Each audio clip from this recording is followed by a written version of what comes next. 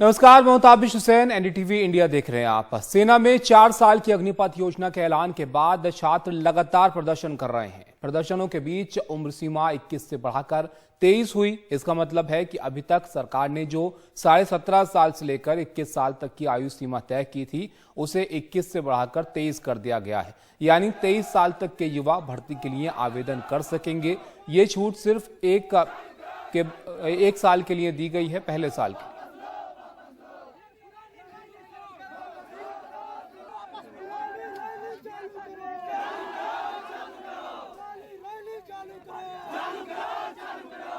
लेकिन इस फैसले के बाद भी जो नाराजगी है वो कम होती हुई नहीं दिख रही है। ये अलग अलग शहरों की तस्वीरें हमने आपको दिखाई, जहां पर गुस्से में जो लोग हैं, जो छात्र हैं, वो नजर आ रहे हैं।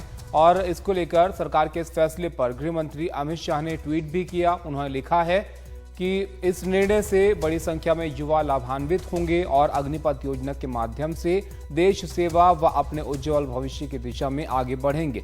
इसके लिए नरेंद्र मोदी जी को आभार व्यक्त करता हूं। साथ ही उन्होंने ये भी लिखा कि पिछले 2 वर्ष कोरोना महामारी के कारण सेना में भर्ती प्रक्रिया प्रभावित हुई थी। इसलिए प्रधानमंत्री श्री नरेंद्र मोदी जी ने अग्निपथ योजना में उन युवाओं की चिंता करते हुए पहले वर्ष उम्र सीमा में 2 वर्षों की रियायत देकर उसे 21 साल से 23 करने का संवेदनशील निर्णय लिया है।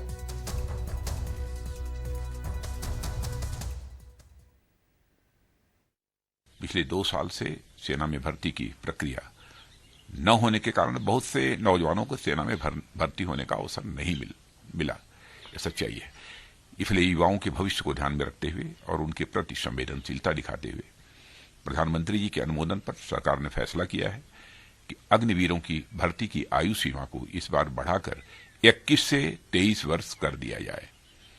यह वन टाइम रिलैक्सेशन दिया गया है और मैं यह भी कहना चाहता हूं कि भर्ती प्रक्रिया कुछ ही दिनों में प्रारंभ होने जा रही है।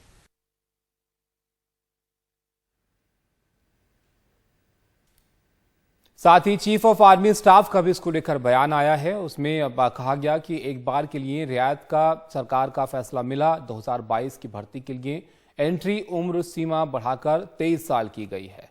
इससे हमारे युवा, ऊर्जावान और देशभक्त नौजवानों को मौका मिलेगा। ये युवा कोरोना के बावजूद अपनी तैयारियों में जुटे रहे। कोरोना की पाबंदियों से बीते 2 साल में भर्ती नहीं हो सकी। भर्ती प्रक्रिया की समय सारणी का जल्द ऐलान होगा। युवाओं से अपील है, अग्निवीर के तौर पर सेना में शामिल हो।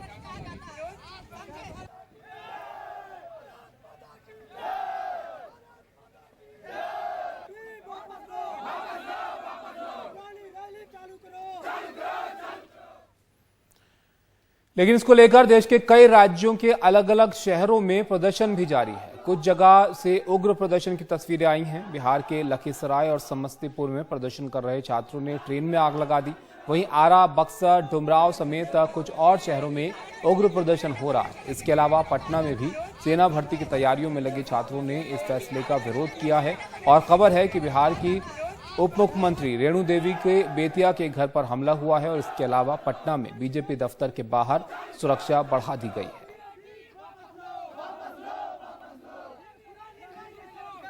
तो तस्वीरें आप देख रहे हैं बिहार की, जहां पर कई शहरों में जो प्रदर्शन है वो आज भी हो रहा है। जो छात्र हैं, जो आर्मी की तैयारी जो लोग कर रहे थे भर्ती की, वो यहाँ पर नाराज नजर आ रहे हैं। हालांकि जो उम्र की सीमा थी उसको थोड़ा बढ़ाया गया 2 साल के लिए सरकार की तरफ से, लेकिन उसका भी असर यहाँ पर देखने को नहीं मिल रहा है। ये लोग अब भी नाराज हैं और कई शहरों में उग्र प्रदर्शन की भी तस्वीरें यहाँ पर आई हैं। बिहार के लखीसराय और समस्तीपुर में प्रदर्शन कर रहे छात्रों ने ट्रेन में भी आग लगा दी, जो कि तस्वीरें हमने अब से थोड़ी देर पहले आपको दिखाई।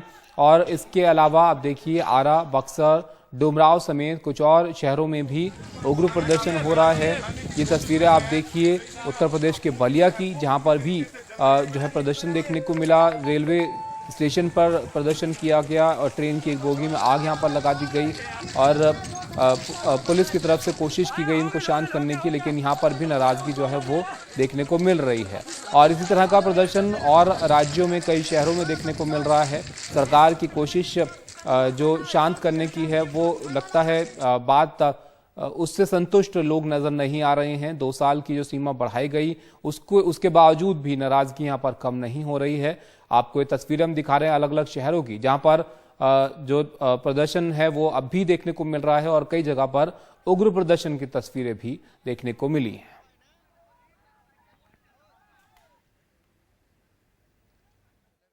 क्या हुआ था, घटना बताइए तो यहाँ पर। सीधे वो लोग आए डंडा से और सीधा उत्पाद मचाना चालू कर दिया। अच्छा, जिसको जहाँ मिला वही तोड़ फोड़ करने लगे। कितने लोग थे? करीब बहुत संख्या में थे सर। मैं राज्य सरकारों से आग्रह करूंगा कि जिनके राज्यों में चाहे बिहार हो चाहे दंगे हुए हैं, चिन्हित किया जाए कि उसमें गैर विद्यार्थी कितने लोग हैं। ये राजनीतिक दलों के लोगों ने विद्यार्थियों को ढाल बना करके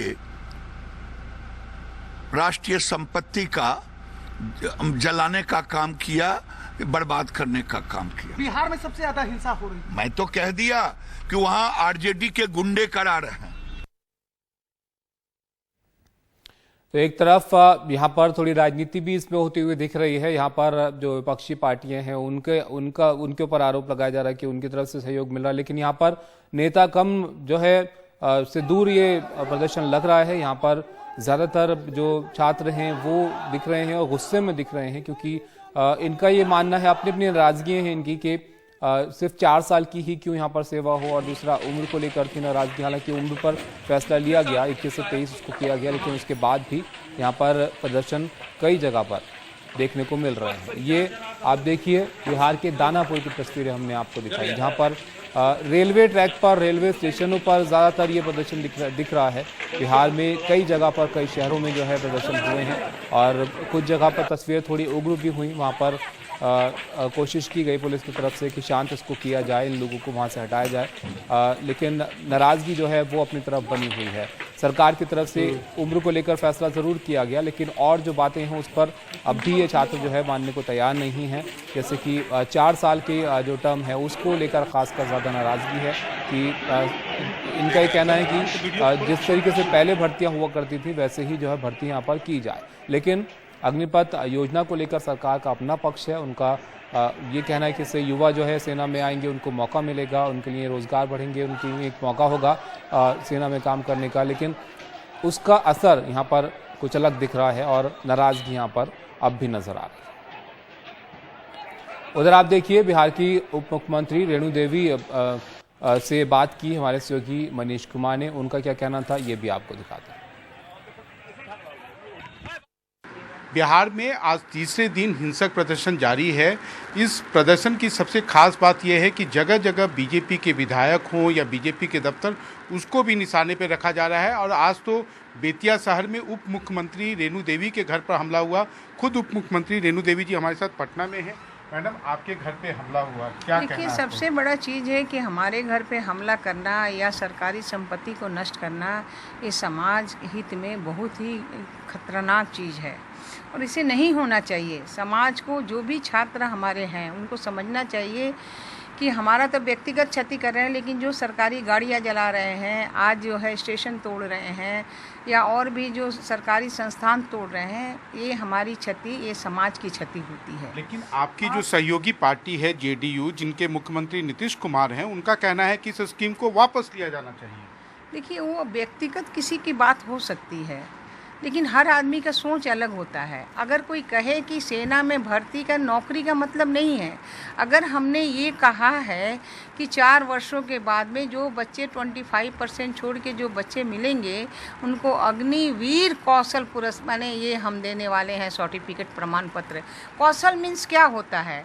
कौशल मीन्स होता है कि हम लोग जो है ट्रेंड होके आए हैं और ट्रेंड लोगों का कहीं भी कमी नहीं है। ये भारत देश बहुत विशाल देश है, इसमें कमी नहीं है। लड़कों का कहना है कि अगर वो 4 साल के लिए उनको नौकरी दी जाए तो नेताओं को क्यों नहीं? देखिए, सबसे बड़ी बात है कि 4 साल की नौकरी और नेता में दोनों में अंतर होता है। नौकरी नहीं है, अभी भी मैं कह रही हूँ कि नौकरी नहीं है, ये ट्रेनिंग है, ये कौशल विकास की ट्रेनिंग है, ये सेना की कौशल विकास की ट्रेनिंग है। आपको लगता है कि कहीं ना कहीं आप लोगों का एक कम्युनिकेशन गैप रह गया है? देखिए, कम्युनिकेशन गैप नहीं, बच्चे समझ नहीं पा रहे हैं। बच्चों को समझना चाहिए कि 23-24 के बाद लोग नौकरी ढूंढता है और यहाँ 18 से हम ले रहे हैं, 17.5 के बाद से ले रहे हैं, तो ये 4 साल का जो हम ग्रेजुएशन करने हैं, हमें ग्रेजुएशन का सर्टिफिकेट भी मिल रहा है, हमें 11,71,000 रुपये भी मिल रहे हैं और हमें 21,000 से लेके हमें 32,000 रुपये 33,000 तक हमें पैसे भी मिल रहे हैं। क्यों नहीं दे रही हैं? उन छात्रों को 25% नौकरी, जितनी देश में नौकरी की जरूरत होगी उतना ही ना नौकरी मिलेगा जी। हर आदमी को नौकरी, हम नौकरी, सुनिए, नहीं ना पेंशन है ना ग्रेजुएट, ये तो कौशल विकास में कहाँ से ग्रेजुएट और कौन सा देश है? मैं इतना कहना चाहती हूँ, विश्व में कौन सा देश है जहाँ पर 4 वर्ष की ट्रेनिंग में उनको ग्रेजुएटी और पैसा दिया जाता है? इस तरह का अगर किसी देश का आप भी उल्लेख कर देंगे तो मैं सोचूंगी कि शायद आप इसको जानते हैं। मनीष जी हमारे साथ जुड़ गए हैं। मनीष जी, तीसरा दिन हो गया है, 2 साल बढ़ाया भी गया उम्र की सीमा को, लेकिन उसके बाद भी गुस्सा कम नहीं हो रहा है। कैसे सब शांत होगा? क्या विकल्प अब यहाँ पर रहते हैं सरकार के पास?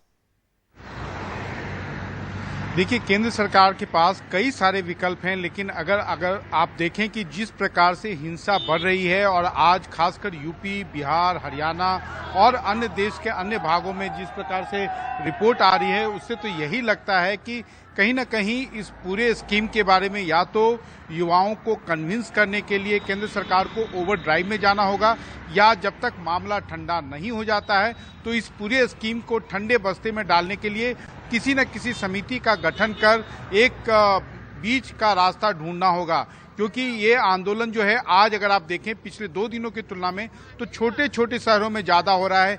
बीजेपी के विधायकों, बीजेपी के दफ्तर, उसको निशाना बनाया जा रहा है। क्योंकि बिहार में खासकर अगर आप देखेंगे तो यहाँ सारे दल एक तरफ हैं, बीजेपी एक तरफ है। जो सत्ता में उनकी सहयोगी जनता दल यूनाइटेड है, उसने इस पूरे स्कीम से अपना पल्ला झाड़ लिया है और कहा है कि इस अग्निपथ स्कीम को वापस लिया जाए, और वो भी कहीं ना कहीं छात्रों के उस मांग को समर्थन कर रहे हैं कि जो पुरानी रिक्रूटमेंट की स्कीम थी उसे ही लागू किया जाए। वैसी परिस्थिति में अभी लगता है कि बीजेपी अलग थलग पड़ी हुई है, हिंसा की घटनाएं बढ़ रही हैं।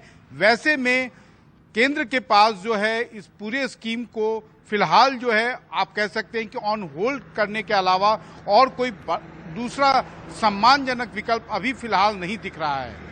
ताबिश, शुक्रिया मनीष जी इस सब जानकारी के लिए आपका। तो अब भी सरकार की तरफ से जो है कोशिश की जा रही है कि ये बात जो है पहुंचे युवाओं तक, छात्रों तक कि कैसे ये स्कीम उनके लिए फायदे की है, लेकिन यहाँ पर लगता है कि उन तक ये बात पहुंच नहीं पा रही है। हर जगह पर आप देखिए प्रदर्शन हो रहे हैं और कई जगह पर हिंसक प्रदर्शन की भी तस्वीरें देखने को मिली हैं।